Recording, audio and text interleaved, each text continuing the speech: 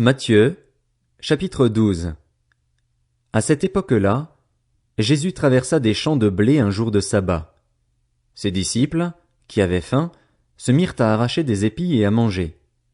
À cette vue, les pharisiens lui dirent, « Regarde, tes disciples font ce qui n'est pas permis de faire pendant le sabbat. » Mais Jésus leur répondit, « N'avez-vous pas lu ce qu'a fait David lorsqu'il a eu faim, lui et ses compagnons?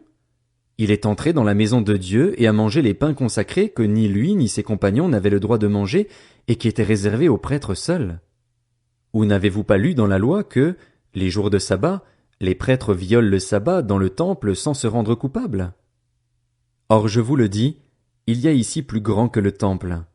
Si vous saviez ce que signifie « Je désire la bonté et non les sacrifices », vous n'auriez pas condamné des innocents. En effet, le Fils de l'homme est le Seigneur du sabbat.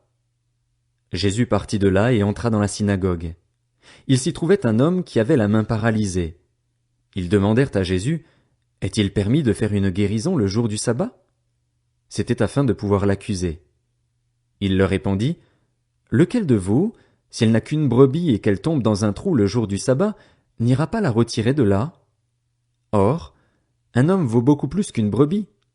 Il est donc permis de faire du bien les jours de sabbat. » Alors il dit à l'homme, « Tends la main. » Il la tendit, et elle devint saine, comme l'autre.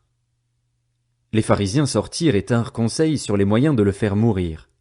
Jésus le sut et s'éloigna de là. Une grande foule le suivit.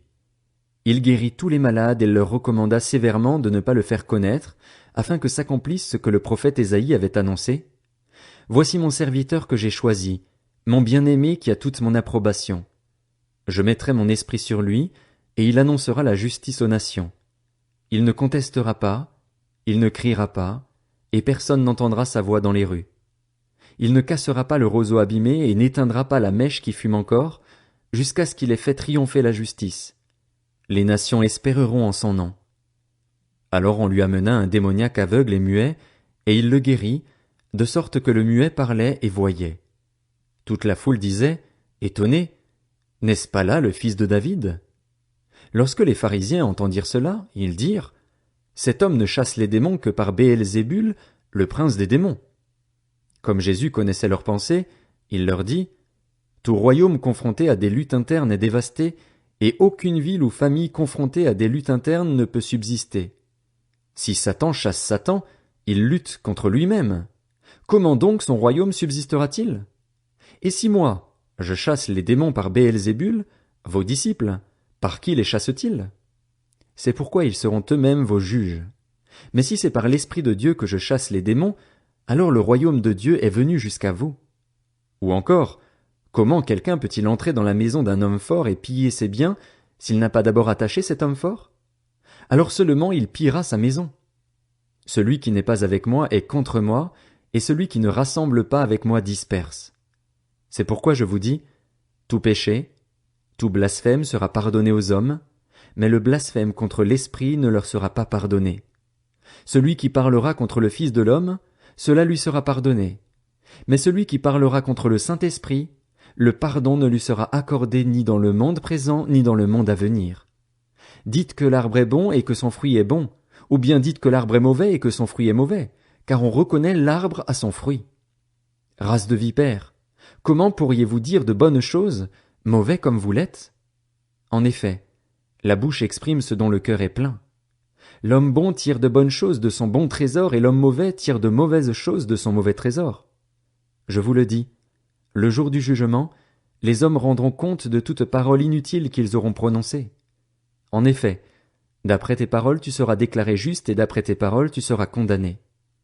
Alors quelques-uns des spécialistes de la loi et des pharisiens prirent la parole et dirent, « Maître, nous voudrions voir un signe miraculeux de ta part. » Il leur répondit, « Une génération mauvaise et adultère réclame un signe miraculeux. Il ne lui sera pas donné d'autre signe que celui du prophète Jonas. En effet, de même que Jonas fut 3 jours et 3 nuits dans le ventre d'un grand poisson, de même le Fils de l'homme sera 3 jours et 3 nuits dans la terre. Lors du jugement, les habitants de Ninive se lèveront avec cette génération et la condamneront, parce qu'ils ont changé d'attitude à la prédication de Jonas. Or, il y a ici plus que Jonas. Lors du jugement, La reine du Midi se lèvera avec cette génération et la condamnera, parce qu'elle est venue des extrémités de la terre pour entendre la sagesse de Salomon. Or, il y a ici plus que Salomon. Lorsqu'un esprit impur est sorti d'un homme, il va dans des endroits arides pour chercher du repos, et il n'en trouve pas. Alors il dit, « Je retournerai dans ma maison, d'où je suis sorti. » À son arrivée, il la trouve vide, balayée et bien rangée. Alors il s'en va prendre avec lui cet autre esprit plus mauvais que lui.